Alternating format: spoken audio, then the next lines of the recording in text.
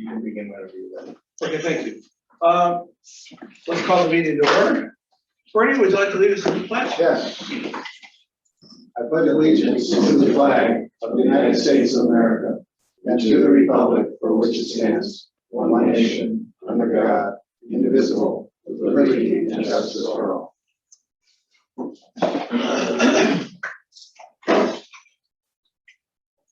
Roll call. President Kellis. That's right, I'm here. Secretary Sutton. Here. Trustee Saylor. Here. Trustee Simpson. Here. Absent Treasurer Gannon. Also present Chief Government Administrator Lauer. We need a motion to approve the minutes for the special meetings and executive sessions. Regular meeting, thank you. Are you making a motion for all the minutes? Yeah. Okay. So there's a bunch of. Second. All in favor? Aye. Any opposed?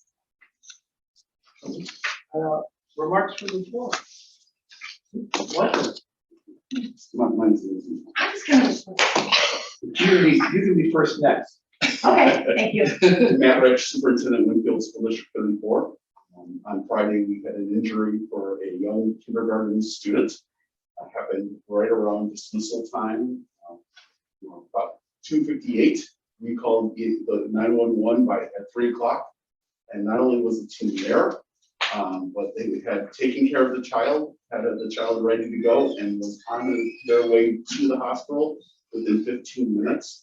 Their prompt response really helped out this child and helped this child be able to continue to progress and have full living. So can't go into more detail on that, but I can certainly say thank you to our Winfield Fire Protection District for their prompt and caring response. The fire when we're here. Just to follow up on that concept. I just follow up on that. Also want to thank the fire district for the quick response. Rita Grady, who was the singer at Good Old Days, after they performed 5 songs, basically had a heart attack, and the fire district came on site very quickly, was able to resuscitate her on site, get her over to the hospital. And the good news is that she remarkably has had apparently no brain damage at this point. May get released tomorrow, which is fantastic. And the paramedics even commented that they're just shocked at the recovery that she's had. But again, I attribute that to our fire protection district and the 1/4 that they did in actually saving this person's life. And looks good for her prognosis going forward. So thanks. Wonderful. And what is your name, sir? Carl Sordes. Oh, Carl, I'm sorry, I didn't know the name. I'll soup on it at some point. What do you think we Yeah. should? Come on. Well, talk about it again. It's Okay. great to hear great things. I'm just kidding. I was there next to Rita when the fire department came, and I've never seen them in action.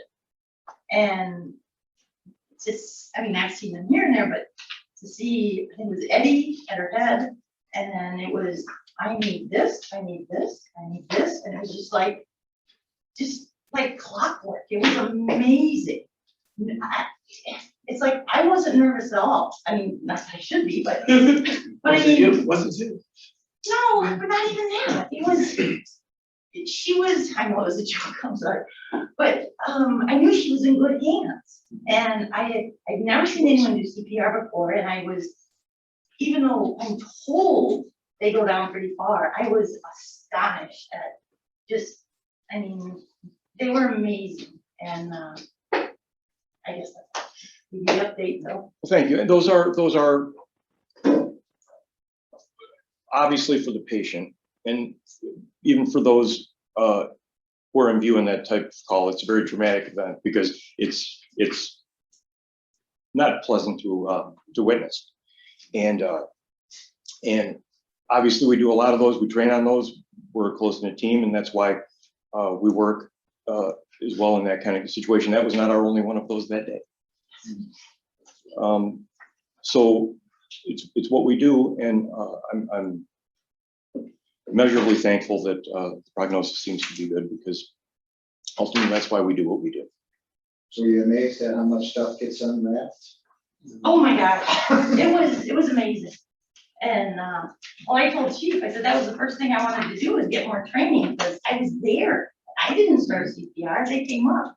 And, Chief said it was just, you know, if you're a nurse a long time, if you're a paramedic a long time, you just know what to do when you get there. And it's like the science, whatever, nice job.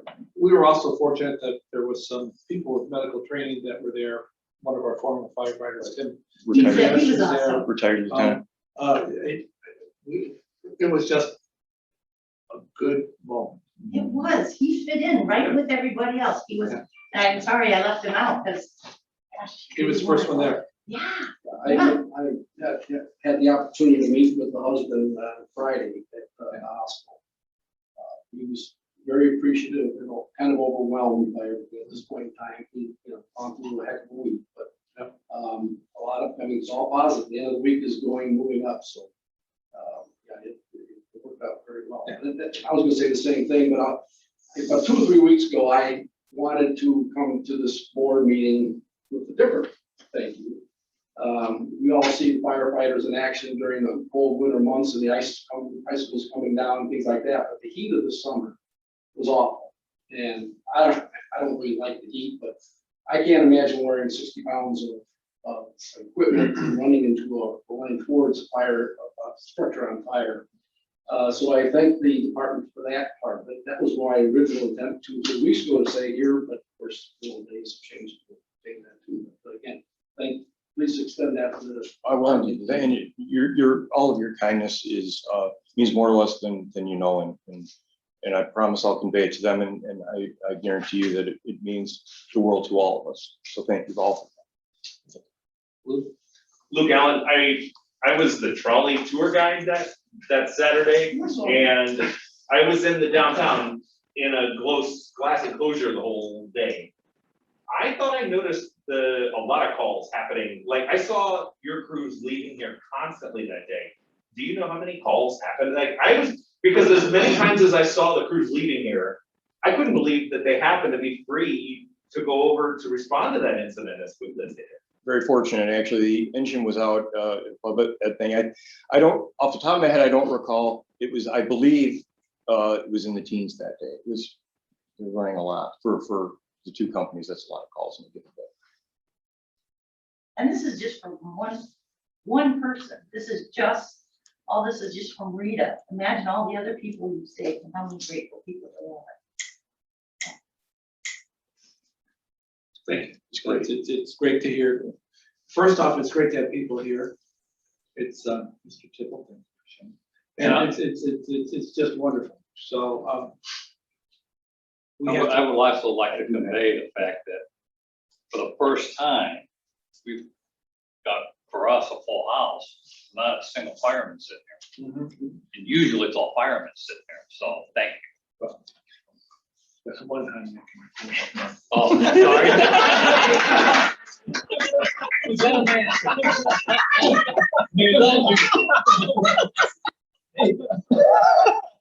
I apologize.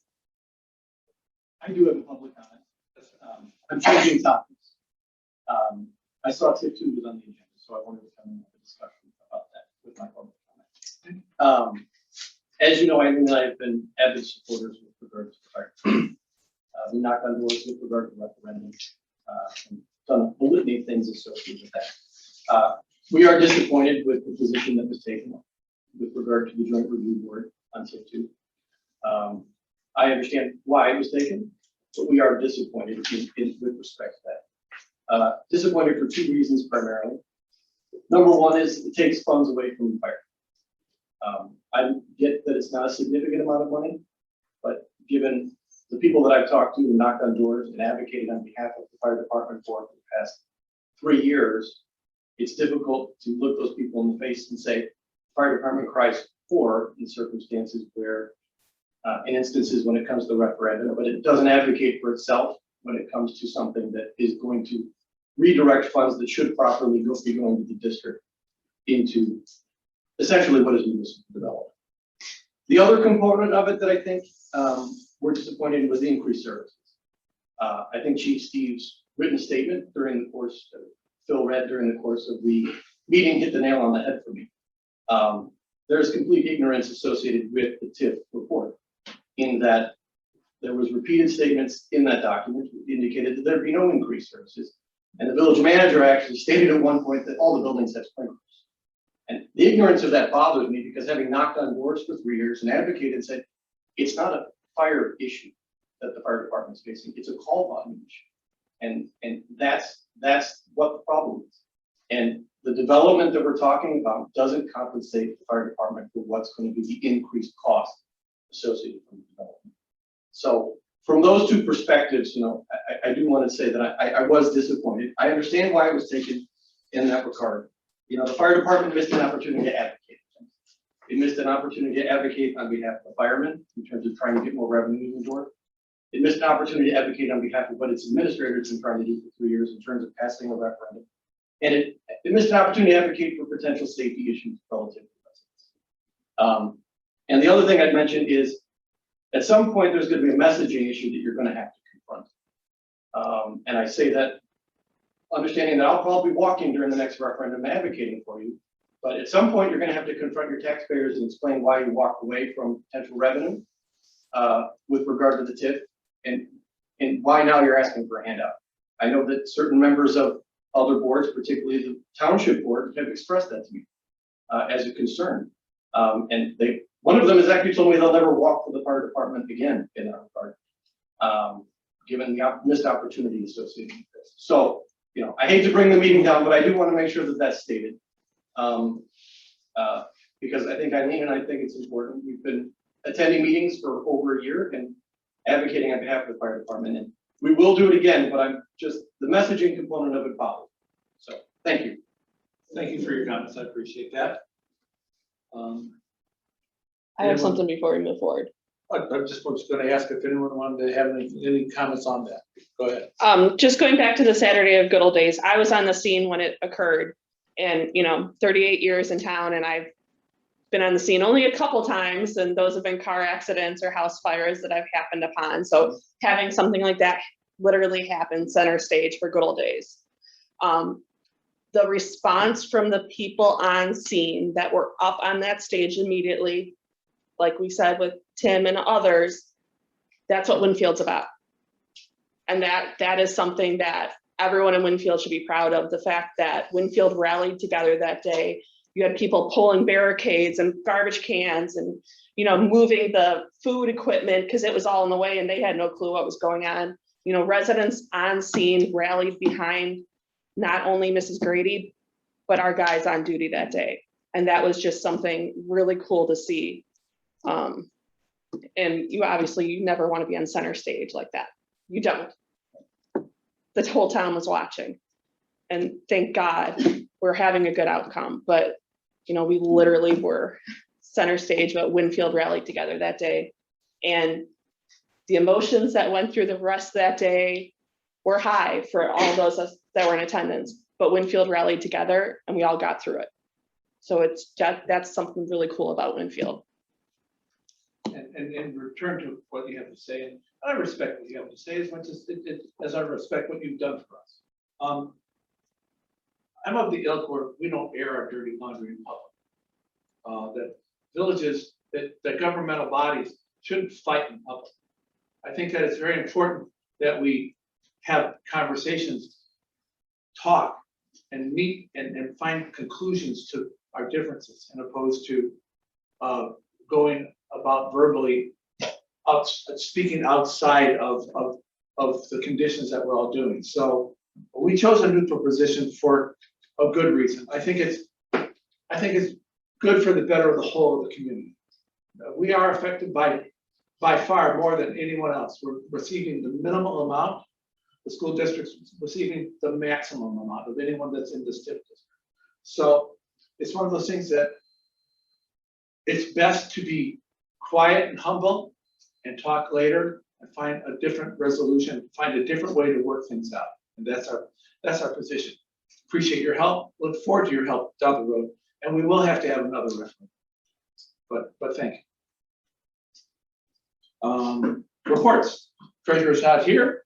We have a report that's in front of us. I make the motion to accept the treasurer's report as presented. Second. All in favor? Opposed? Chief? Thank you, Mr. President. Like all months, I'm going to start by talking about the Alliance. And for those in the room, just to refresh, Winfield is one of 6 member agencies of the West Suburban Fire Rescue Alliance. That is West Chicago, Winfield, Wheaton, Carroll Stream, Bloomingdale, and Roselle. All banded together. We have shared standard operating guidelines. We train together a couple times a month, multi-company, multi-agency. We get a bunch of people together, which I'm going to go into in a minute. So we train together, we know each other, we see each other, we work together, and it makes everything better for all of you. So that in the event of a big call, or even a redundant small call where we're getting our neighbors, we work better together, we work better in our communities together, and it's a good thing. As part of that, the first and third weeks of every month, we get together to train. The first week is special operations, so that is things like water rescue, which is our specialty, technical rescue, or hazardous materials, typically, are the 3 topics which we'll train on the first week of the month. Together as a big group, we'll do big simulated hazardous materials incidents where we mitigate it, or big simulated dive calls where we'll get the whole operation all the way to conclusion, where we will take a mannequin out of the water for a dive call, and similarly with technical rescue, either building collapse or high angle or trench. So this month, our special operations drill was actually a combination between the technical rescue and the water component. A lot of times in a moving body of water, like when the DuPage floods, we have to work off of boats, and the current will push the boat one way or the other. So there's this combination of having rope from the 2 shores to help move the boat to keep it in position so they can work off of the boat. It's actually more difficult and complex than it sounds. And the training this month involved doing that so that we can work off the boat safely and securely. And that involves the technical rescue element along with the water rescue element. So that's what we did. And we did that. West Chicago this month was the host agency out of Cornerstone Lakes. And it was a good drill attended by all. And then the multi-company, the third week of every month, we'll get together for fire or EMS related training. This month, we're doing multi-company fires at the Carroll Stream training facility up off of Coon Road. And today was the first day, today, tomorrow, and the next. And basically all those companies get together. Multi-family operations are difficult and complex in that you have to, rather than a single family house fire where we have pre-assignments, first engine goes in and does this, the first truck will go in, forcible entry and search, second truck will work on ventilation, that kind of a thing. This, you split up into teams because of the layout of these types of buildings typically. So it's a lot more complex an incident to manage and also work within your smaller teams than that. And that's what's going on this month.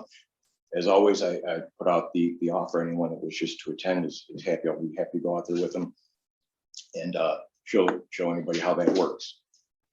So that's the training for this month. Recent incidents to note. So with respect to that, as you know, I don't typically talk about EMS calls. We'll talk about fire calls, and we get 230 something calls a month normally, and I'll only talk about a few that are of note. To that point, on August 23rd, the tender and medic both went to West Chicago to assist with an apartment fire. On September 3rd, red shift, the tender and I both went to a fire in Wheaton. And it's interesting that you said what you said, because that was an incredibly hot, incredibly humid day. And the companies were really, really working hard in what was a big fire event in a single family house. And it beat up all the troops out on that scene pretty bad because of the weather conditions on top of fighting a stubborn house fire. On September 5th, we had an electrical fire over on Winfield Scott Drive. We assisted by Wheaton and West Chicago. On September 9th, I'm going to take a few minutes to talk about this.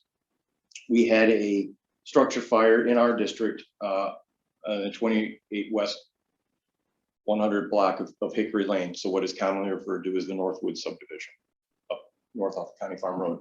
So that neighborhood is one of our challenging neighborhoods in that it is approximately just feet under 1 mile from the closest hydrant to the closest intersection to that house.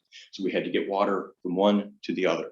And then on top of that, to the particular structure in question, it was another 1,100 feet from that intersection to the front of the house. So there's a lot of work that goes in just to have the water delivery assigned. So it was a substantial fire, I'm sorry to say, quite a bit of loss for the occupants. But I wanted to talk about not that as much as going back to the alliance, going back to the companies, going back to the officers and crews. On that night, fire came in. Carroll Streams Tower 28 off Coon Road Station, their squad 27, which was an engine coming out of Lies Road, and our tender 31 were the first 3 apparatus on the scene.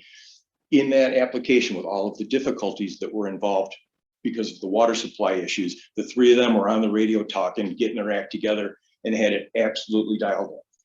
Because of a substantial fire in that type of an area, which we have several throughout our fire protection district, that kind of coordination is absolutely critical. And then on top of coordinating who's going in first, who's going in second, where I'm staging, how we're going to set up, calling out where water supply is going to be established at, and all of that other stuff, which they did a brilliant job of.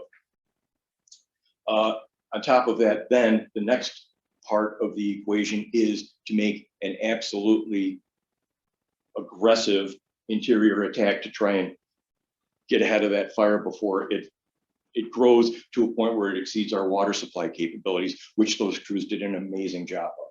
They saved that house because of their aggressive posture and the fact that they had it absolutely dialed in. 1st Battalion Chief, Battalion 28 on the scene.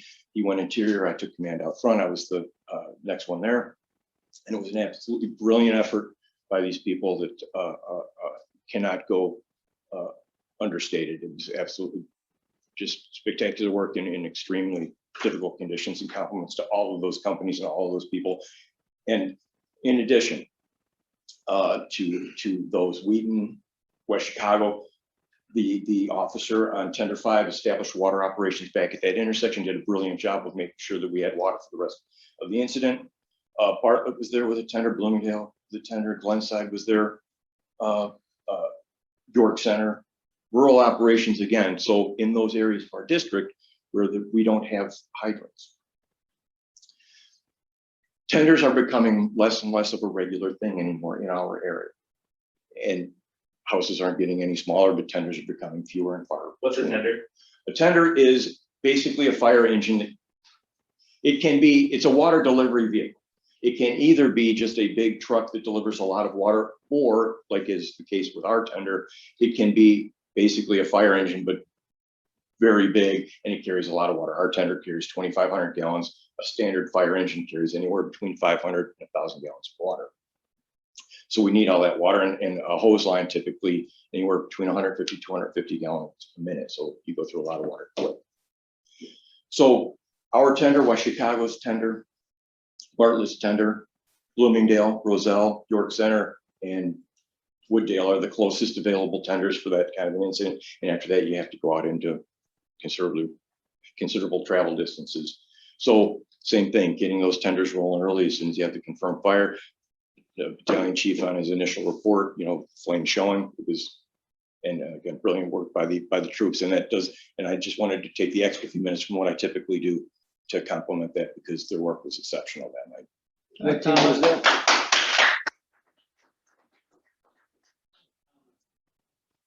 Public that I know of a large fire department just south of us that 2 different times in the last, I think, 10 or 15 years, they just sat and watched a house burn down because they couldn't figure out the operation that you guys do.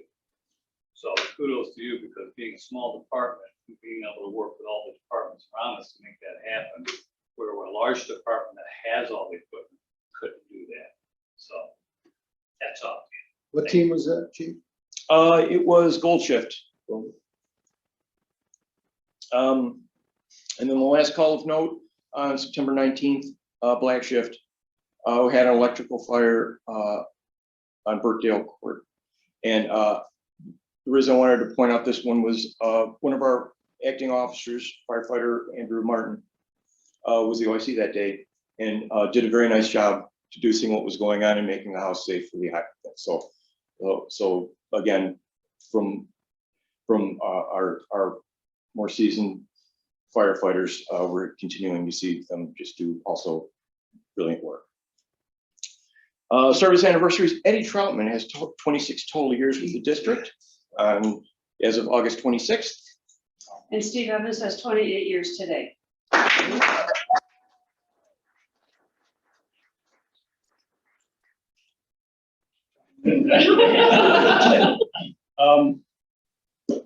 So Nick Rivera, our newest full-time member, started on September 13th. Engine 31 is back, still has some issues we're getting resolved. Nothing major, thankfully, and it should be in service within a week. So it'll be back up, all that hose that's on the ground from it will be loaded up and it'll be back in service running in a matter of days. How long was that? 2 months? 6 or 7 months. More, yeah. So 6 or 7 months? Yeah. And many thank yous to West Chicago. Yes, West Chicago, who's loaned us a reserve for us to operate in its, while the engine 31 was gone. It's been a difficult, arduous process and we're almost through it. And hopefully we'll get our engine back in service again in a matter of days now. Pension board update. Pension board met this morning. And that's obviously an agenda item farther down. Right, you all have several handouts from the pension meeting. So there were several handouts from that. I just wanted to share, we wanted to share some of the information that came out of the pension meeting. Again, there's pension funds, Article 3 and Article 4, police and fire pension funds are being consolidated with the state of Illinois. That's happening. Our funds are being transferred to the state October 1st. There's some litigation going on, but that's not probably going to impact or affect any of that. Other things of note, we got our some actuarial information with respect to the fund, and as you recall from last year, we talked about taking a little bit of proactive measures because there was going to be an impact to our tier 2 members. The younger members have a different pension system than the older members, and as part of the transfer for the Article 4 pensions, there was an enhancement to the tier 2 members, which comes at a cost. So we took some anticipatory measures to account for that, as well as our first retirement, retired Chief Bill Demenza, and that actually benefited the district in that our funds situation went from insolvent to solvent. I think is what the actuary said today. And then if you look at the report, and this is, feel free to go through it and ask me questions as you like. I think our current funding percentage is at 89%. Right? Yeah.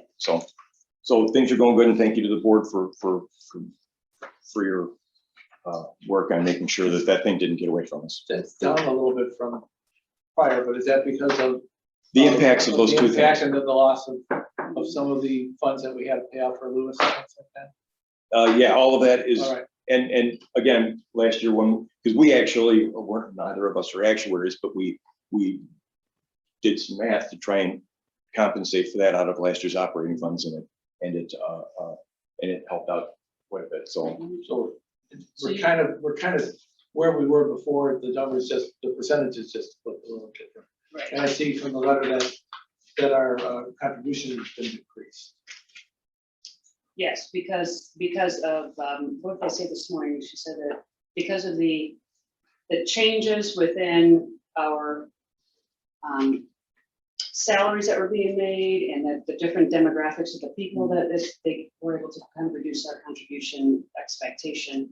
Once we have to make a couple of changes with the new contract now that shows that everybody's at certain tiers rather than by name. Yeah. It helps them. yeah, so there were some some changes. administrative activities that helped the actuaries do a better job of dialing it. So Do you think this is enough explanation on this, or skip this on the agenda, or do you want to? no, this is. No, but there's something in the new Okay, business, all right. under new business that needs to be done. Okay, all right. Oh, that's right. With some of those documents. And I never printed the letter to the new agenda they gave, so excuse me while I'm not looking up my emails, I'm reading the agenda. The same agenda with the one addition or all this. There was only one thing new under old business. So, So moving on, RFPs for roof repairs, we've been working, I want to thank District 34 for giving us some insight into helping us along. So we've been working on that between dealing with contractors, trying to develop an RFP, reaching out to architects. Unfortunately, the best estimate we have for developing an RFP is $10,000 at the moment. So we're trying to find a more fiscally conscientious way to go about doing this, but the work has been in progress. And again, a lot of thanks to Dr. Rich in helping us out to, because they've been experiencing the same kind of thing. Increasing fuel surcharges. So interestingly, there's a lot of changes happening. So one of them is the county has we get fuel at the county complex. It's centrally located. It's obviously a cost-effective option for us. They have been charging an 8-cent per gallon administration fee. Yes. What the term was. do they have someone out there pumping it for us? No. Oh. That's effective January 1st. That's going from 8 cents to 20 cents per gallon. Whoa. So we obviously did some calculations, how many gallons a month we go through, what commercial I was prices. just gonna say, is it still beneficial for us? Went through the commercial cost tracking of fuel and gas. And even with that, it's a slight savings, but it is a savings at this point. Inconvenient. And it's convenient because it's centrally located within our district, so we don't have to leave our district to go get fuel. But it's just indicative of a lot of the things that are hitting now. You know, dispatch, there's a lot of things changing at the dispatch center. You know, we had the new CAD that I talked about a few years ago. Now there's starting to be some pass-through costs associated with that we were told it's not going to be the case, like in, you know, maintenance fees and stuff like that. So it's just the cost of doing business is rising in the world. Not that any of you don't know that, but these are just a couple of examples of that are going to impact us pretty well. And the board had every right to know. Property appraisal update. So on August 16th, after a couple of weather-related delays, a person came out to look at our properties and begin the assessment. And we were initially told that it would be a short delay. It has turned into a lengthy one. Robin and I have both been after them quite diligently. And as of this morning, we got an update report from them advising that they're wrapping up the 3 appraisals this morning, and the reports will be delivered shortly. And then a follow-up phone call to them this afternoon resulted in no answer. That's the current status of the property values for that. Sure. Also in your packets, the after action, as you recall from last month. So I was talking about these alliance drills we hosted last month out at Cantini. Was awesome to us, letting us use the property, and we did basically a multi-casualty incident. So there were mannequins and victims that were moulaged, you know, fake blood and stuff put all over them. We had to go out there and make sense of it and start working on the system to get them transported into a hospital and all that other stuff. Great work by the guys. It's unfortunately, in the world we live in today, a necessity that we have to get honed in on the training for such things.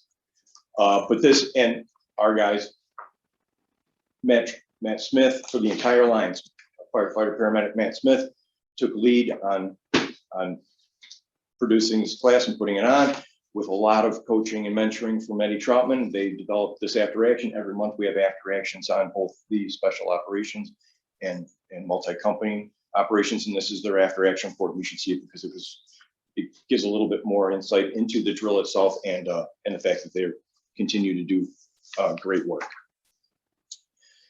Grant updates. We should be receiving our grant funds for the IRMA grant for what the Lexipol. Those funds should be coming before the end of the month, as confirmed by them. Robin did all of the work necessary to submit for the grant reimbursement from Northwestern Medicine. That's in progress. I've heard anything otherwise, but that was. And our air packs for the air pack grant from the FEMA grant, $175,000, or Brian, $175,000. 184. The air packs are here. We're submitting the paperwork for the reimbursement for that grant, so that's all doing well as well. And then lastly, the community meeting last night held over at District 34. Mr. President, I don't know if you want to talk about it. I feel that this was a community meeting between some school districts that affect our town. The hospital has a representative there. The park district shows up, and the village, a person from the village shows up. I think it's one of the more important things that we do. It's a nice, easygoing roundtable where people get the chance to communicate, share their thoughts, and all of a sudden find out that there's other people that think the same way, that are doing the same things, and can collaborate on the same project, saving all the people involved some money. It's held, Dr. Rich, I always roll my eyes when I have to go because I really don't want to go. Like everyone. Oh Christ, it's a Monday. I do this. But it's when I get there, I'm happy I went. So I thank you for having it. You always host it. It's very gracious. It's very well run. And we always come out of it with a little grain of something to think about that might make our community a little bit better. So. And working together is Working together is key. So it's so important. Communication is so important. And next meeting, I believe, is January 24th. Right. And thank you for live streaming those, Yeah. because I've been able to watch them, this entire last year from home. Granted, I could walk across the street, but And Jenny was really happy. And I'll just side note, Jenny was really happy because Jenny's been Zooming from Florida, and her internet down there freezes a lot, and some very amusing. The only thing that's freezing. some amusing poses. And it's usually meant that, oh, look, George, she's glaring at you. She's mad at George. It's always, so I get a little text in the middle of the thing. You're frozen. I enjoyed that. I enjoyed it too. So we do have fun together. So but a board that has fun together always. Bernie, is it your turn? Is that everything? Yeah, that's all. Thank you. Thanks. Nothing to say? Pardon me? Nothing to say? What's okay, next, Don't give me a second chance. You wish. It is. No, we do have there is a gubernatorial edict to which we must respond, and there is a resolution on the agenda that we can discuss it at that time. Mhm. And then we will need an executive session for personnel issues. Okay. That's it. Yeah, well, when we reach the new business, and then it'll be about a half an hour. Okay. Thanks. Thanks, Frank. Old business, our old business is going to be presented by our new village president in regards to the TIF. Everyone has a handout. We're going to be talking, Carl's going to be here to just go over anything that you might have questions about and explain it. I want to thank you for being one of the board members that's come over across the street to talk with us. We appreciate it, and I look forward to working with the new board and giving you a chance to communicate with us. I appreciate that, and appreciate the opportunity to give everybody updates as to where we are with the process that has been undertaken. Obviously, as you all know, a little bit over a year ago, we were able to forge an agreement with Northwestern Hospital, and that agreement allowed us to be able to move forward finally after years and years of negotiations with Northwestern in terms of being able to start the development of our town center. With the trade-off being that through, like I said, 7 years of negotiations up and down, and essentially with the change in board, let's say, majority, we were able to craft that agreement and actually get it passed, even though we had to overturn the veto from our prior village president, who was opposed to having that move forward. But we were able to get it done, and so you can start to see now what the benefits of that agreement are going to be. Not going to get into a whole lot of detail about that, except to say that part of the process in that negotiations involved how are we going to be able to get town center developed while being able to address some of Northwestern's needs, which was parking. And so we finally were able to get to that point. Part of the agreement required, from our standpoint, because we did ask them to be able to financially support through either a pilot program, which is a payment in lieu of taxes, which they declined, mainly for precedent issues because of the number of locations they have throughout the northwestern part of Illinois, and they're concerned with what the impact would be in other communities relative to doing pilot programs. The other thing we asked is if they would be willing to support and provide the funding for a new village hall. They also said that's another issue that they were not willing to move forward on. And so we ended up with the taxation issue. And initially the discussions were that all of our structures that we build today or in the future are not on the tax rolls. We said, well, we don't have an ability to move forward. So we were able to push that point to the level where we got them to agree that the parking deck, which is the largest piece of that development project in terms of also what it generates in terms of potential tax revenue, to agree to put that on the tax rolls. And then the next process we had to go through was, of course, negotiating what the length of time would be in terms of how long that would be on the tax rolls. After quite a number of months going back and forth, we finally reached an agreement on a 20-year period, and that period would start in conjunction with when the 3-story building, which is the anchor building that's in town center where Hardigan's used to be, when that gets an occupancy permit, that would trigger the 20-year period. However, I'll get to more details in terms of some of the other things we're also in the process of working on right now, which has to do with the parking deck, because that, as you can probably tell, is moving along at a more rapid pace than what Northwestern had anticipated, mainly because of the nice weather they've enjoyed. So that's going to probably move the time frame up a little bit. So we're still working on those details as far as how these all coordinate.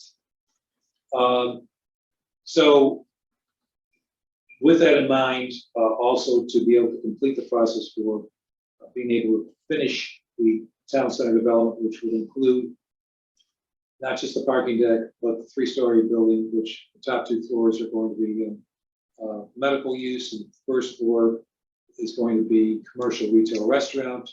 That's written into the development agreement, has to remain that. The other 4 buildings are also commercial restaurant retail. That's written into the development agreement. Those also must remain for that particular use over the length of their lifetime. So first floor of the office building, the other 4 buildings that are proposed in the development are all going to be in the tax rolls from day one. In the parking deck, there's also forecast, not forecast actually, there will be a daycare center which will be open to public use at this point. That's going to be somewhere around 15,000 square feet. There's going to be a front area of, this is the southeast corner of the parking deck. That'll be the restaurant, likely restaurants. At this point, the way it's looking, 6,000 square feet there, so that'll probably just good space for a couple of restaurants. And the, like I said, the daycare center will be on the southwest corner of the deck. Both of those properties will also be on the tax rolls permanently and from day one. So that gives you an idea of all the properties that would be on the tax rolls going forward. So the village, we were looking at also, from a perspective of how can we address some of our needs, as the firehouse has significant needs also. So does the village, and that actually is the village police department and also the village administrative building. But at the same time, when we're looking at this, it's about where retail restaurant locations would be most prime and would be the most logical positioning. When you look back over how town center is laid out and what it was originally, when I moved into town, you had Brock's, which was right where basically the entranceway is to Burger Bros. And then you got the Amicable Station, which was on the corner, of course, where Caliendo's is now. The conditions of both of those structures were in really bad shape. In fact, there was environmental issues with the Amicable Station, which took several years to clean. And then Brock's, of course, was really in bad shape. So TIF 1 was established back in 2004, and it took a little while to get off the ground. When it did, Town Center 1 was created. Now you have Caliendo's, you got Burger Bros, and of course a second-story structure which houses other offices and several other businesses that are located on the first floor. So TIF 1 also has allowed us as the village to move forward with Winfield Station. That development agreement, which was the second most promising developer that came in, the first was really not a good development. It was multiple three-story, no amenity buildings, no elevators, and so on. And so we were able to get the developer for Winfield Station, which as you can now see in a completed fashion, as a swimming pool, as it's a high-end apartment rental unit, 163 units, 5 stories. And with that size and with the number of units, that building will be similar to like the parking deck in terms of the amount of tax revenue that it generates going forward. Part of the agreement, though, required from a developer standpoint, because of that area, the old Winfield fuel material was a dump essentially, needed a lot of extensive cleanup. Why I say Wow. He said that. well, there's a lot of stuff. Let me back that up and say there was a lot of stuff there. We're playing nice. A lot of stuff. I'm sorry. But there was a lot of stuff there that had to be cleaned up, and then there was some soil issues, which, had the developer have to do some extra, grading work and so on. So the requirement was 90% of TIF funding to be able to get them to do the building. And so that, from the standpoint of what goes in the TIF fund, only allowed 10% left over. What it does do for the school districts, it based on the number of students that generated, there's up to 40% of that amount that can go to the school district. Depends on the number of students. So there is a return even prior to the TIF expiration, and that TIF would expire in 2028, at which time it goes back on the rolls in 2029. And the projected amount with TIF, with that building and also Town Center 1 building combined, because what's proposed is removing all but those 2 properties from TIF 1. So those are to remain on TIF 1 again because of the 90% issue on the agreement with the developer. And then and the majority of those properties are south of the tracks, and there's a couple of those that are north of the tracks, and then those would be re-tipped as the TIF 2 only north of the tracks. So when I get into the number sheet, I can walk through that for you, because there's 3 aspects to this. One is the putting back on properties off of TIF 1 onto the tax rolls. The second piece of that would be where TIF 1 expires, and you have Winfield Station, and you also have Town Center 1 that comes back on the tax rolls. And then the third piece of that is TIF 2 and the generation of the development, and then the taxes that are generated by TIF 2. Including the parking deck for that 20-year period. So one thing I wanted to comment on too is I know that Mr. Tibble commented on what the loss would be in terms of tax revenue, and I wanted to mention before getting into that discussion, when I looked at the primary results, from the referendum, and saw that the vote deficit was 193 votes, and when I think a lot of us are glad that our nemesis for both the village, because we've experienced that for a long time. I experienced it when I was on the plan commission back in the late 80s with Pine Creek, and also the fire district has experienced that with the referendums, and I'm talking about Mr. Zagel, who's no longer in town. I feel very confident that with his not being the resident any longer, that I would strongly urge the fire district to consider going back out for a referendum again. I feel that this time will be the charm to get it actually through. The other aspect of that is you have more time this time. The state has moved back the primary to June 28th. And my only other suggestion to you is, please seriously consider this, but and hopefully when you do decide, that you get on the stick immediately, because having planning in advance where you have at least 7 to 8 months of time to do this, I think you're going to have a much better success rate and ability to get out and contact people one-on-one. And I think that would help you tremendously.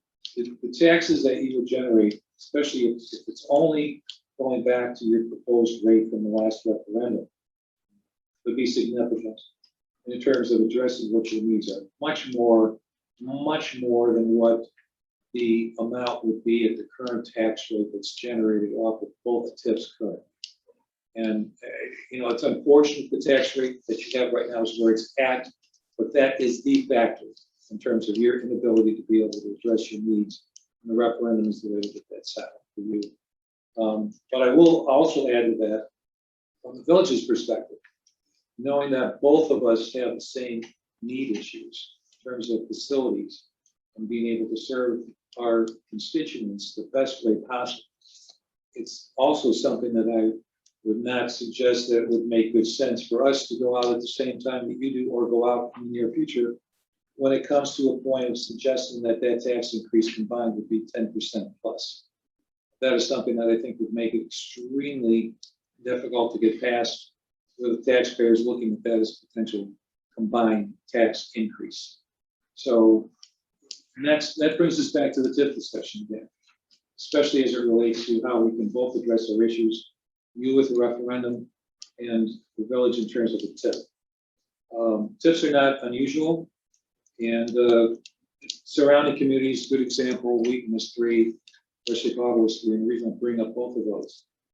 Comments have been made previously about District 34 would be the ones paying load. But when you consider that I live in 33, there's 3 TIFs in West Chicago, and we're essentially having our money go to West Chicago from the standpoint of supporting those. The same applies to District 200, where their money goes to Wheaton in terms of supporting their TIFs. The difference here is the money from this TIF supports Winfield. And that's where the money would stay in this community for the purpose of developing our town center and bringing the amenities for our residents in terms of both restaurants and retail, and also having a central gathering place in addition to the Riverwalk Park, which also was made possible through a grant of $1 million to Northwestern and our RSLIC grant. All of these pieces come together to bring the town center and to bring a gathering place that this town has never, ever had. And this is a once in a lifetime opportunity. We have the ability to have, the support of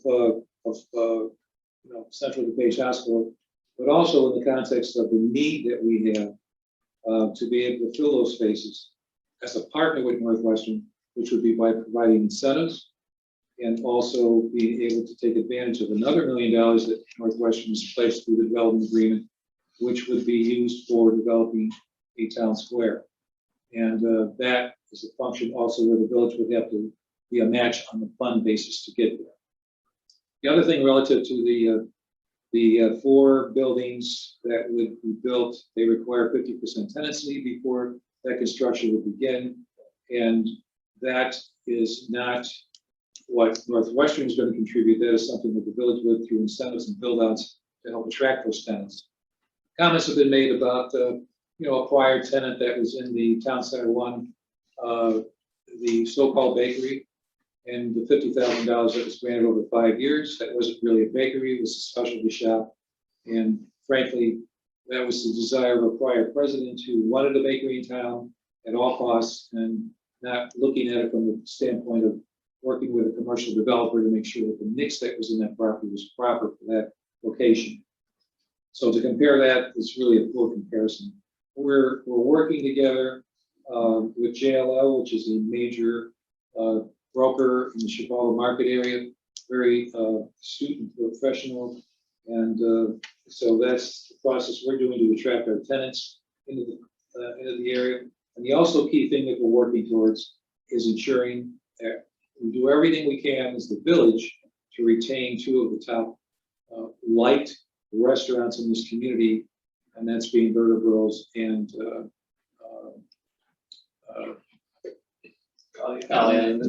Cooper's Corner. Gnarly Nuts, thank you. A brain freeze there, thank you.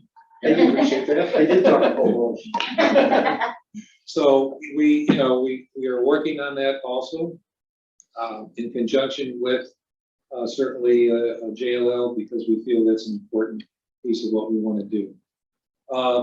So just to go briefly through the handout that you all have, which is a summary sheet.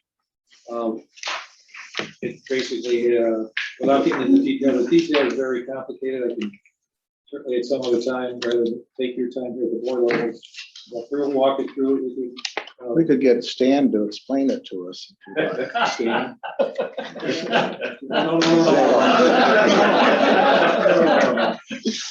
No, thank you. He could simplify it. Oh, sure, everybody could, yeah. Okay. So, we worked on this for a good number of months. And I can tell you that, from my perspective, I wanted to be as sure as I possibly could that what we presented, especially to the school districts, was as close as we can to, accurate as we can get. There are variables in here, and I'll just go through the variables really quickly. Is it lists out, it gives you all of the tax and districts that show up basically in the tax bill, shows what the distributions would be for each of those specific tax bodies. And when I talk about these aspects of that, that's what you see in the first three columns. First one, is what is projected for after tax year 2021 through tax year 2044, which is the life of what's proposed tip 2, to be. And that includes the properties that would be removed from tip 1 and put back on the tax rolls from the start of tip 2. So that's what the projection is. I'll go back real quick and talk about what feeds that. What feeds that is it's all based on the EAV valuations of all of the structures. So as an example, when we're doing these projections, it's EAVs of the properties that would be removed from TIF 1 and put back in the tax roll. And it uses for computation a 3-year average of the tax rate, which is 8.15. Don't have the rest of the numbers, but it's on some of my sheets so I can get it to you. So it's a 3-year average that we use. We had obviously used a rate, and we thought at least averaging out over 3 would be a good start. And then it also assumes a 2% per annum inflation factor on the EAV valuations. So you take the EAV valuations times the tax rate, and that's how you generate what the amount of that return would be in terms of the taxes that come back on board. So you see at the bottom of that, it's over that 23-year period is 2.253 million. And the second column comes up with the cumulative recovered estimated annual property taxes based on TIF 1. So when you remove all the properties we described except for Winfield Station and Town Center 1, those would remain in as the remainder of TIF 1. Then when that TIF expires, which is 2028, the first year payout after that back on the tax rolls is 2029. And that column projects from 2029 all the way through 2044, which would be the end of TIF 2, proposed TIF 2. It breaks it down by each taxing body again. You can see what those distribution levels are. It gives you a total on the bottom. which is $14,600,000. And the last column, well, the third column, I should say, cumulative combined surplus declaration through life of TIF 2, and then estimated recovery property taxes based on TIF 2, expiration after tax year 2044. So what that is the $6 million is taking TIF 2 and what the new fully built out properties would be under TIF 2. So that's your parking deck and also your 3-story anchor building in town center and the 4 other additional proposed buildings in town center, all north of the tracks. Those also have another variable that adds into this. That other variable is, that page, the variable includes when the properties come online, which is a factor of when the construction is completed in each of the properties. So we have come up with a year that those properties come online. 2026 is the year we project that they would all be online. So essentially what that means is, for example, the parking deck, what's the expected occupancy date for the daycare, the retail? So we plugged in dates for that. For an example, parking deck, July of 22, daycare, December of 22, retail, December of 23 for parking deck. 1B, new construction, that's the 2 buildings that would be where 7-Eleven is and where John's Buffet used to be. Those are forecasts for December 24, December 25. The 3-story office building is December of 22.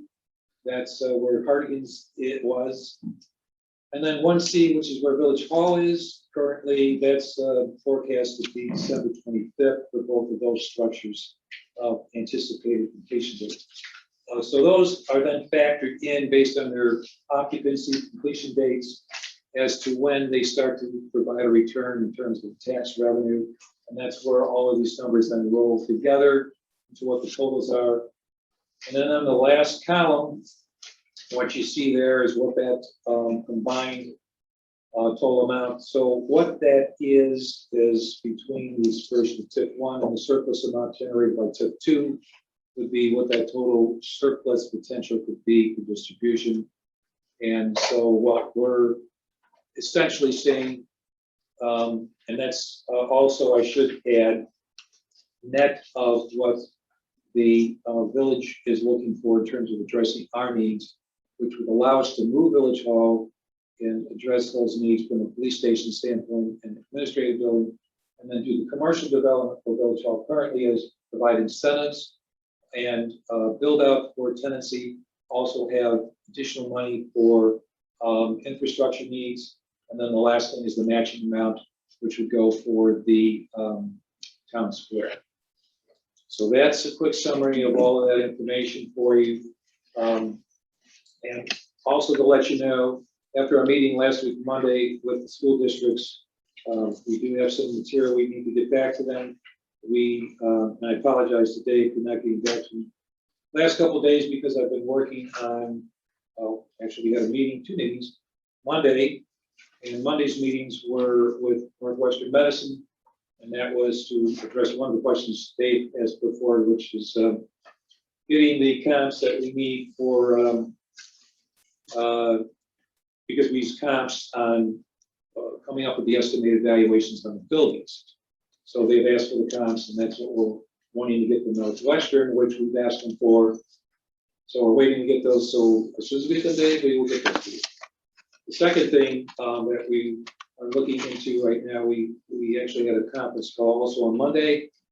And that is with the firm that we work with when we do our bonding, because there's a number of technical issues involved with this process.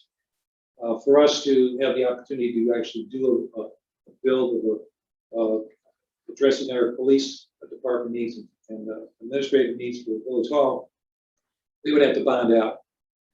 Now it's complicated because normally when you bond out and you have a TIF that's going to be regenerating revenue to address the bond payments. The TIF is usually established already and is generating a fixed amount of revenue that the bonding agency can can identify. Well, we don't have that yet. So, and given the fact we have a 20-year constraint on what the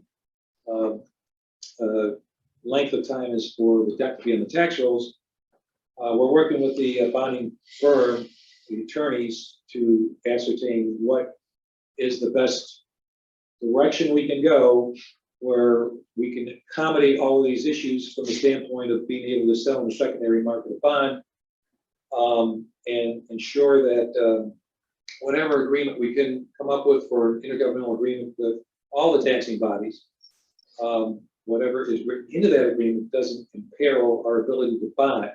So we need that legal advice to tell us, here's what your options are, here's how you would need to be aware of structuring your IGA so that you're able to accomplish what you need, but you're able to address the concerns that you need to put in the IGA for the taxing bodies. So that's in process now. We're working on that. Let's see. Got here. And then it's also finding out what the timing issues are, because the debt completion probably will, well, it's going to occur before the three-story building is completed. So we're also have Northwestern checking with their tax attorneys to ascertain, okay, how's all that going to work? Again, going back to the 20-year, the 20-year period. So it's complicated. We're trying to get to start on that process so that we can come back in another meeting, say, okay, we've got more information now, and we can start to structure an IGA that we can start to sit down and talk about some of maybe the core issues about that.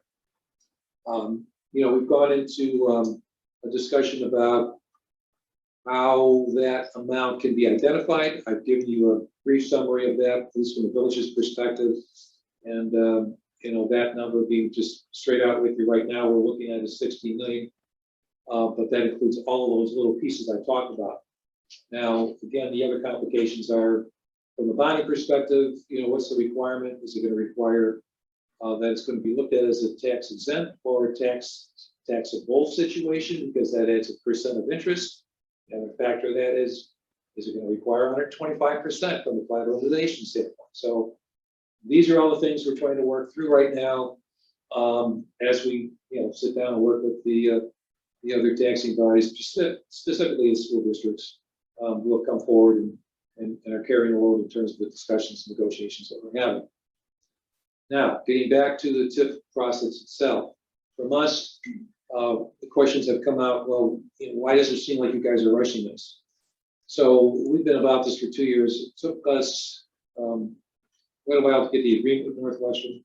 And once we were able to get that, unfortunately, because of the resistance we had with the prior administration, specifically the former president and a couple of trustees, we couldn't do it until the new trustees took office, till I took office in May, at which time we were finally able to get started back on track with the TIF. We have to move that because there are specific timeframes that are built into the contract of the development agreement with Northwestern, which we just approved at our last board meeting, extension of time of 6 months, because we have to make a decision on whether we, you know, reconfigure the Schneider building, purchase that versus, you know, building a new building. And we're going to have an architect that we're picking. Hopefully, our negotiations, we're through the RFQ phase. We're into now the negotiating phase with the architect as far as the, you know, the amount of the contract with the architect. Once we get that nailed down, which we expect to be quickly, then the process begins in the analysis of Schneider or build, which one makes more sense from a financial perspective. And then we'll have a better idea that we can step back to the school board to at least give them a little bit better ballpark analysis of where we think those numbers are going to come in. So all of these things are, like I say, working, but we're under time constraint, and that's one of the reasons that we're moving forward with the TIF approval process. That does not, I'll emphasize this, preclude our continual efforts to work through all these issues I've just described, and when we have that information, come back to 3494 and present this as soon as we can get it, because obviously we'd like to get this done prior to December 1 if at all possible. That's our goal. So hopefully that addresses everybody's questions, and hopefully it addresses, at least from your perspective, school board's questions. This is what we're working on. You know, has it been a challenge? Yeah, absolutely. We have limited staff from the village's perspective, just as you guys have here. So we do rely on a lot of outside expertise, and so that does tend to, kind of stretch it out a little bit. But going forward, that's our goal. Can communication be better? Absolutely, no question about it. And we've had our bumps along the way, but I'm trying to look forward on this whole process, and I hope that the other parties involved in this have the same approach. To just go on what you said earlier, George, I think we have an opportunity here for everybody to come out of this process with a great town center and the ability to gain in terms of EAV. It's been said, what's the purpose of the TIP? It's to increase our EAV. I think TIP 1 has certainly done that. TIP 2 is going to do that. And as far as the agreement with the hospital goes, the 20-year agreement, 20 years from now, I know I'm not going to be around. I think everybody, in terms of who's on boards and so on, is probably not going to be around, but the opportunity still will exist from that point in time to negotiate that extension on the parking deck as far as continued form of getting taxes and having that still contribute to the village. I wouldn't rule that out. I think it's not written that it won't continue. It just says this first contract, this first agreement is for 20 years. It doesn't preclude the extension after that point in time. So if you have to answer any questions, I know I talked a long time, and appreciate your ability to allow me to present that. I appreciate it, Carl. Thank you. As much as I appreciate all the people in the audience. Thank you. Questions? Would it be okay if I interjected a comment? Yes. I just want to say that when I started representing this district, the fire chief was in the 3rd grade. And so I will. Make that. Well, you had your today. So I've been representing this district for since 1980. And Carl, this is the first time that the village president has ever been in this room making an effort to communicate with this board in the way that you have done it, and making the point that we all represent the same constituency. And so regardless of what the EAB is going to be or what's going to be done, is what George had just indicated, is that the dialogue that has to take place is something that the recognition of what we do here and recognition of what you do is a common interest for the common people. And we've heard, and one of the reasons that I asked if you were impressed with how much stuff got unwrapped, if you've ever seen one of these events, the amount of wrappings that just, they come down like confetti at a convention. But that all contains stuff that we have to have, and we have to have people who know how to use it. And when you watch it, it's an awesome thing, isn't it? Okay, and I've been watching that for 40 years, and they do an excellent job. And this is my 4th fire chief, and every one of them has been rewarded for the excellent work they do, with the recognition that you don't need any more resources because you are doing things out of thin air. When you mention Stan Zago, he's not much of a nemesis. But what occurs in that, when what we have to face and is the deconstruction of misinformation, where he makes a point out of, reconstructing what the fiscal things are. And then when we have to reconstruct that, we have to reconstruct his argument and then put all of those facts out. And now we're the ones who are talking fast. Okay. So when you came here and suggested that the district do another referendum, this is what this district needs, is that caring citizens of this community need to request this board to do it, because they've done it 13 times and have been shown the door each and every time. We've done it 18 months in advance, and we were told we're tired of hearing about it for the election. We've done it 3 months in advance, and they said, well, God, we were surprised by this, so we voted no. So we've done everything, but the one thing that we haven't had is the community leaders. We're now getting that. The community leaders that say, this is our interests, say that we should be paying as much as anyone else is paying for the type of services that we're getting. Okay, so it's great to see you here, Carl. So, and I don't know if I'm talking out of school, but I've been here a long time, and I was just interested in the fact that this is the first time I've seen it. When we have had liaisons from, there's a couple of times where we've had liaisons, but they've become very, but not the president. And then when they would report to the village, they would get very demoralized because it was sort of like they were, that they were treated as some sort of spy that was, that was trying to carry our interests in a surreptitious way. And so it's good to hear that, and to at least have some dialogue and to hear what to hear what the interests are and what's going forward. So, but we would like to have somebody come in and ask us to do a referendum. It's nice to hear. I want to thank all of that. And I know I said one conversation prior to thank you again. You want to take one shot at him since he came? I can tell she's been giving me the. That's what it looks like. Poor choice of words. I apologize for that. It's just, Perception, it was a nice perception, cleanup. It was a nice cleanup. It was a nice cleanup. That's all. All right. Thank you. So let's move on to our motion for the consensus. Sorry. Did I hear a second? Ready? Okay. All in favor? Aye. All opposed? Yes.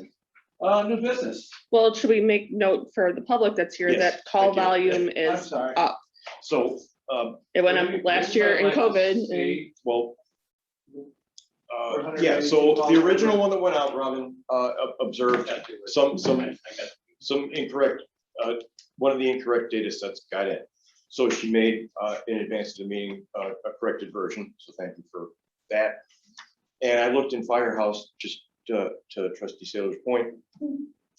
We were 165 calls up year to date over last year at the end of August. And as of today, before I came into the meeting room for tonight's meeting, we are 197 calls above last year to date today, as of the moment. And last year was a record year. So we'll at this pace, we'll smash 2,300 calls with two companies, one fire company, one EMS company, two companies. We will smash 2,300 calls. That's a lot of work. Yep. And you should, I think the bottom number at the bottom of the page is significant too, in terms of the imbalance of Indeed, aid received. the help we get as opposed to the help we give. Yeah, I mean, usually we get twice as much as we give. When you delay the whole term usual, it should be a balance. And the balance, the inequities are not unnoticed with other communities. Yeah, there's chat. Thanks. We have some new business. We have some joyous business. We want to talk about the appointment of a candidate to the position of deputy chief. So I'm the board president. Well, we have. Would you like me to stare at you, like freeze frame and then? Yeah, that would be helpful. After a comprehensive process. Right. The district arrived at a candidate with whom we negotiated and arrived at an agreement, which is all. All in agreement, which is in front of you, and I believe it, we call for a roll call, is that correct? Yes, absolutely. Robin? I think we need a motion. You need a and second motion first. to, I'll make a motion to approve the appointment. To approve our contract. Beg your pardon. Who made the second? I'm sorry. I'm just looking at it. Randy did. Randy? My hearing's bad on this here, so I know it's not her. So, Bernie, before we vote, this has been reviewed so that prior issues that have occurred Mhm. are not Yeah, and- occurring. right, and we had fixed those in the prior contract, and it's just it was a fill in the blanks proposition. Yes. I mean, I read through it all, but it's legal terms, so like, Yeah. legally, just wanted to make sure. So this first motion is just to make the appointment, yes. of President Kelly, Yes. Secretary Sacks, Trustee Salem, Yes, Trustee Simpson. Yes. Our second one is discuss and ratify the employment contract for the deputy chief. Which is in front of you. Is there any discussion? I move the subject employment contract. second, All in favor? Roll call. President I beg Kelly, your pardon. Yes. Secretary Sacks, Trustee Salem, yes, Trustee Simpson. Yes. I have it written down right here too. Getting to read my own writing. So, we'll get there eventually. Find your glasses though. Yeah, I did. They were really good. Not so good if you can't even read. So discuss possible action for resolution number FY 2021-102. That is in front of us somewhere, isn't it? Yes, contained within the packet is the resolution drafted by Attorney Weiler, along with the executive order 2021-22, COVID executive order number 88 from the governor's office, and something from the, and a fact sheet from the Illinois Department of Commerce. Now, with respect to this issue, we've obviously been living with it for some period of time. And in the recent past, things have changed quite dramatically with vaccine mandates and all the other stuff. And then the first round of the executive order that came out, there was some discussion and consternation over the fact, was it REMS healthcare, or REMS providers, healthcare workers or not? Is an ambulance a healthcare facility or not? The governor quickly turned around and said, and it modified the order to say that an ambulance is in fact a healthcare facility and that we are all healthcare providers. Now, with that said, I'm given a lot of compliments tonight, and they're all well earned. The Local 5024, we've been doing an awesome job of working together to try and find a reasonable solution for all parties to try and navigate these waters, which are changing often and dramatically, which then I guess will lead to Attorney Weiler. Right. In an organization of this size, policy is the death of reason, because you can set a policy and you then spend the rest of your time negotiating exceptions to that and the application of it. And as all that does is get you frustration and division.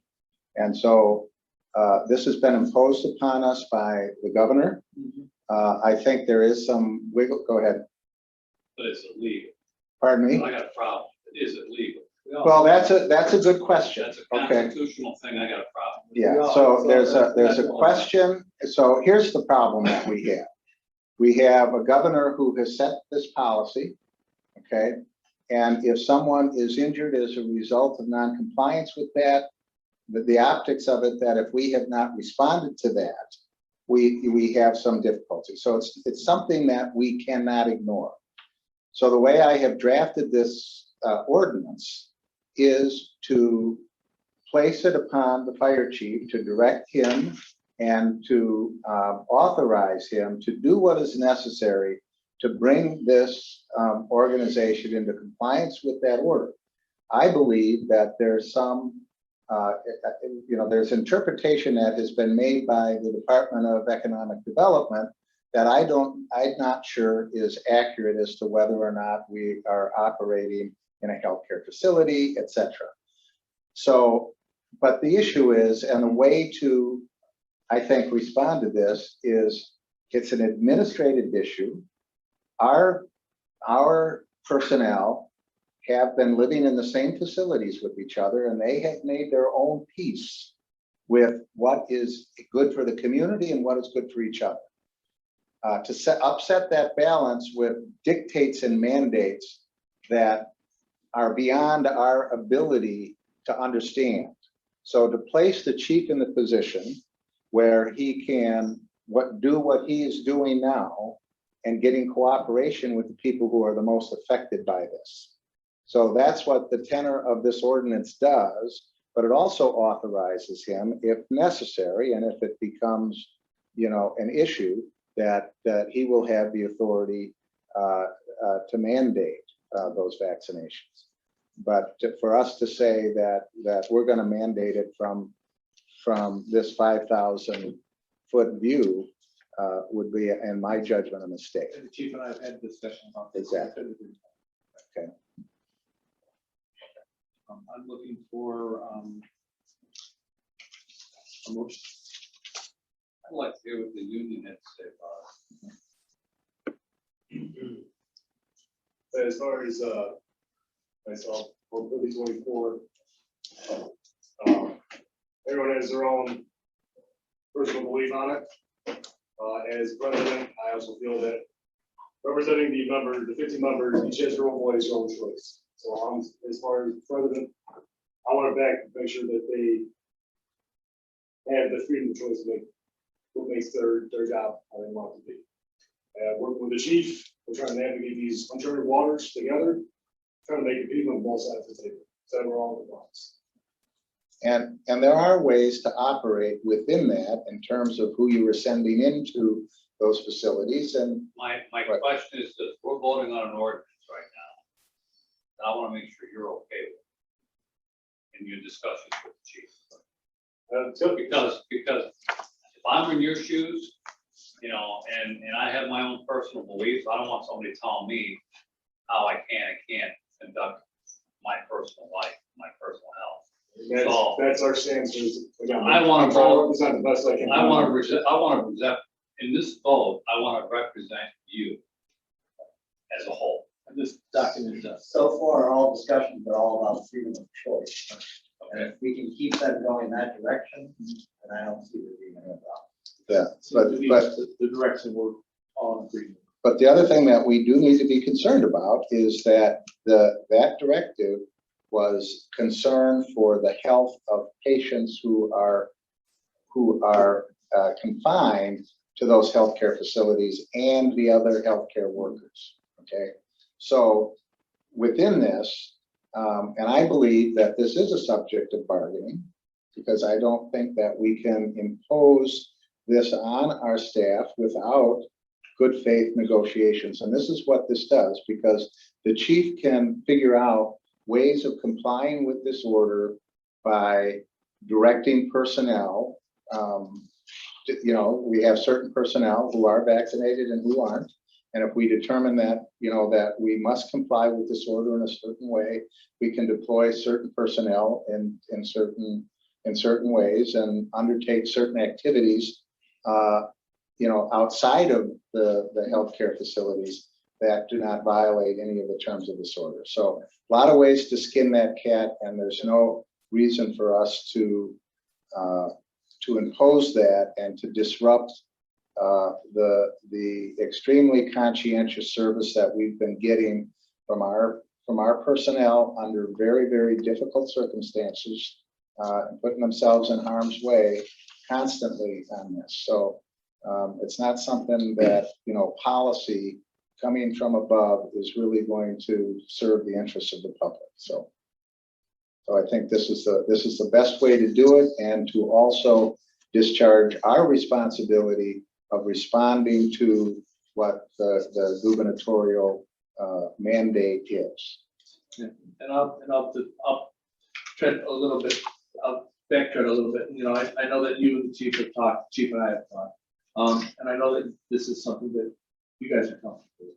So I'm glad you brought it up as discussion. Sometimes you hear things and you just move on. So thank you for making it part. We're all good. Now, Make a motion that we on resolution number FY 2021-102. second.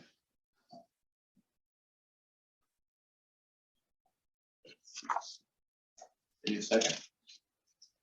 I'm sorry, I'm having a really hard time with this because anything that could, This is Get- something that's been discussed with the chief.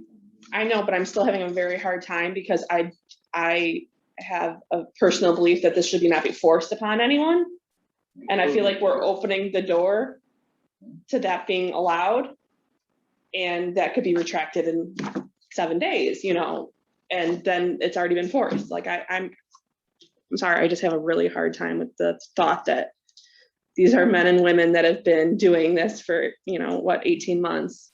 And now this is being forced on that, well, forced on everyone, but particularly our first responders and our healthcare workers.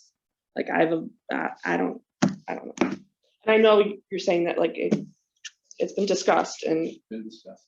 but And I think if we turn our back on this, it's gonna draw more. So, we have to find a way to, if Bernie's done, we found a way to solve the problem and keep everyone happy. well, we found a way to push it off on Steve having to, Well, that's why you. it's another Well, he fire gets that he has to fancy put out stripes on daily. his sleeves and the big badge, the way it luxury sounds. hours that he gets, and The 24/7. and the chief have been working together as it is, and things, and that's what we're trying to keep going. I think with this, correct me if I'm wrong. And it serves the needs of our fine governor. Well, and I've also found in life that if you decide not to make a decision, decisions get made for you. And sometimes they're not the decisions that you would like to follow. So we have a chance to forge our own path on this at this current time. As you said, it could get reviewed, but right now we're in charge. And the opportunity to take charge is now, and we need to do something about it. Choosing to do nothing puts your fate in someone else's hands. I need a second. Keep in mind that it authorizes the chief to do that, but indicates that he will be doing what is necessary to bring us into compliance. And that does not necessarily mean that he's being directed to give that mandate. But you also want to behave then. And I think, Jenny, you're absolutely right. It puts off on the chief that, that level of discretion, and that, he's going to be the chief blame taker. And I don't know if that's fair, but I don't know how any other way that we can put this in the proper perspective of how to properly address this in the context of a public safety agency. Where we have sworn officers who are sworn personnel, who are doing their best to, as a community, work under these circumstances. So I'm not a big fan of this either. I was the one. I have, the insurance company is the first one who brought this up. Okay, they said, hey, this is coming down the pike, and they said, oh, well, we got to do this.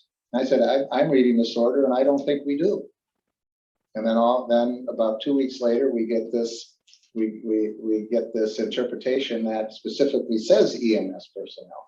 Because if you read the order, I think that we can comply with that without mandating. But if we have situations in which that occurs, that things will change.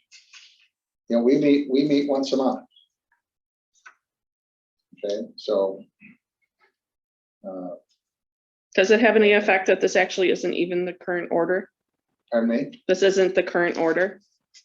Because this says that they would have had to have been vaccinated by 2 days ago, and it's been extended. Well, that's the question. Yes, that is Well, that was the current order at the time that the resolution was drafted.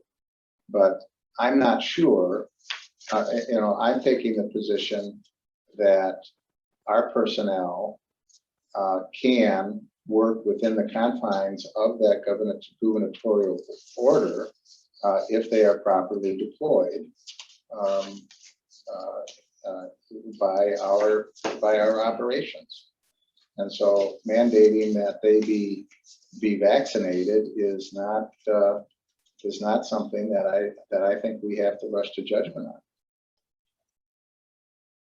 Because the definition, the definition is can be read in that there's two definitions. One is healthcare workers and healthcare facilities. And a healthcare worker is someone who works in a healthcare facility. And the examples that are given in the order are brick and mortar healthcare facilities like hospitals, etc. When these questions came up and some resistance was given, then the interpretation of one of the agencies that I do not believe have the force of law says, oh, EMS is included in it.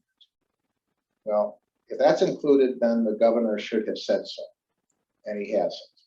But by the same token, we are getting, err on the side of caution, everybody be vaccinated. And there's a big attitude out there that's the caution that you err on. But I have been very impressed with how there has been very little controversy with people's personal choice, and that there's no one that we've conducted business in a way where this choice has not become necessary. It's imposed on us, and I think we do have to address it. If you'd like to strike the section that authorizing him to mandate it, you can, and then we're on record as saying that we've directed our chief to do everything necessary to comply with that order.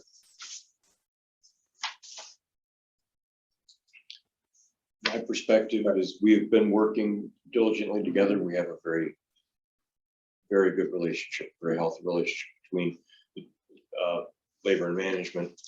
We are pretty much there with respect to how we're going to navigate these waters, and whether or not we have a document. And again, that's a matter for the board. We'll arrive at a level of compliance we're there anyway. But if we need something to codify that or not is that's what the experts are for. I like to strike the word mandate. I don't like anybody having authority to mandate anybody. Sure, and that's my big concern. I've agonized that. The one thing is that I didn't want this board to mandate it. That's the thing. I don't like it either. Unfortunately, it's on us. If we can strike that the chief is mandated. Are you comfortable with that phrase being taken out? If you guys are comfortable with it, again. Okay, I know that you have a great working with it. I know you guys. So it was what, the 30 came out with it and then changed it to the 19th, who knows, I mean, where this country is right now, it could be another 2 months, we have the court proceedings saying, hey, all mandates are strike down or we're forcible. I mean, we're all in this, we don't know what we're doing yet. Right. But we're trying to make as best we can as we get. Well, let's strike that. Well, here, let me do some surgery on it. I think you could just strike mandating. Is that one double sided then? I have two original. single sided. Let's see.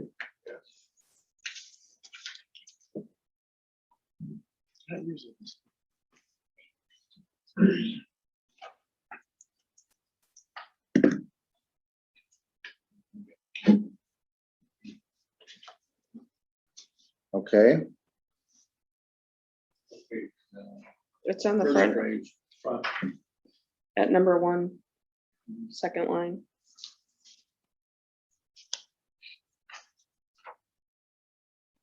So I think we would just So section 1 would just read, the fire chief is hereby authorized to take such action as may be required to comply with the executive order. Okay. Should And be, that leaves that up to interpretation. So well, and that's That's even better. that's the issue. Yeah. And, one of the, and, some of the discussions have been, it's not well, the going back to hospitals. prevailing wage, it's the same. Exactly, well, yes. I was wondering when he was gonna bring that up. Thank God that has been I've repealed. never voted yes for the failing. Yeah. That's right. In 20-some years. So but it's easy for the hospitals, so people say, well, the hospitals have mandated that all of their personnel be vaccinated. Well, the hospitals don't have agreements with career individuals who have collective bargaining agreements say that they cannot be discharged or disciplined without just cause. So then we have this whole issue as to what is just cause if they, now we're going to have to, have all of this interpretation and so forth. And I think it's something that has to be within the confines of our operation. And that's why I say policy is the death of reason in an organization of this size. So, Indeed, and a lot of it goes in industry-wide and regionally. A lot of it has gone into opinion shopping. do you see where that is? I'm sorry. I didn't mean to interrupt you, Chief. Robin, do you see where we, on section 1, it would just end at to comply with said executive order.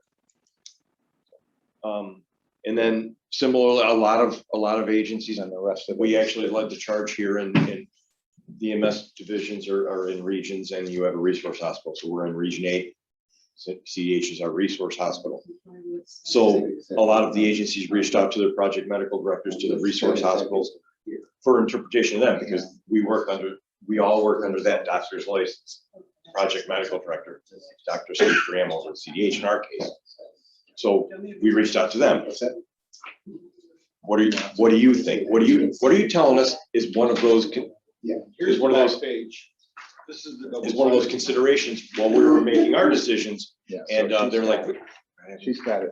we're not telling you nothing, which Okay, was good. It was one of those. My big concern is, to be quite frank, is we have a hard enough time keeping personnel without throwing more crap at them, where they want to go somewhere else. I'd say we were both in agreement with that. So, I want to make it as easy as possible for you to navigate Did you want to change your motion to as amended? Yes. that. Motion to the amended. You want a second that? resolution You want a second number that? 2021-102, with the amendment of number 1. We are all in favor. Roll call. It's a resolution. You should do President that. Kraus, Yes. Secretary Sens, Yes. Trustee Sayer. Yes. Yes. Next, discuss and take action on the tax levy request letter from the pension board that was distributed earlier in the chief night. Also do a roll call. Take action. Take the proper.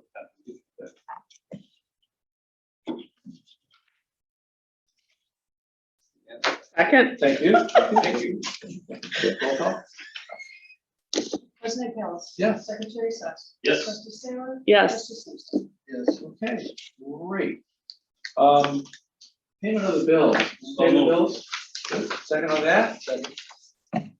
All in favor? Aye. Opposed? Motion passes.